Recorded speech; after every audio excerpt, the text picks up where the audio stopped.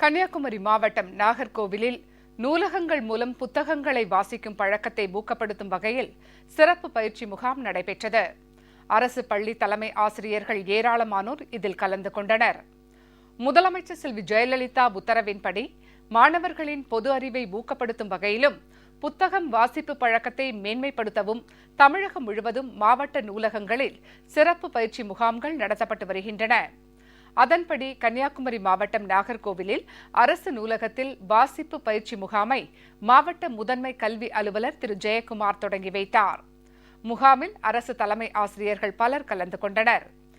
கன்னியாகுமரி மாவட்டத்தில் உள்ள அனைத்து அரசு பள்ளி மாணவ மாணவியர்களை அரசு நூலகத்தில் உறுப்பினர்களாக சேர்த்து புத்தக வாசிப்பு பயிற்சி அளிக்கப்பட உள்ளதாகவும் தெரிவிக்கப்பட்டது.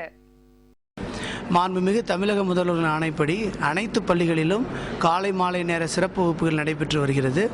கூடுதலாக மாணவர்கள் அதிகம் படிக்க வேண்டும், வாசிப்பு பழக்கத்தை மாணவர்களை ஏற்படுத்த வேண்டும். நிச்சயமாக இந்த ஆண்டு தேர்வு எழுதக்கூடிய அனைத்து மாணவர்களையும் 100% தேர்ச்சி பெற வைத்து கன்னியாகுமரி மாவட்டம் மாநிலத்தில் முதலிடம் பெறுவதற்கான அனைத்து முயற்சிகளும் பள்ளிக்கல்வித்துறையால் ஏற்பாடு செய்யப்பட்டுள்ளது. நிச்சயமாக இந்த இலக்கை அடைய முடியும் என்கின்ற நம்பிக்கை இருக்கிறது.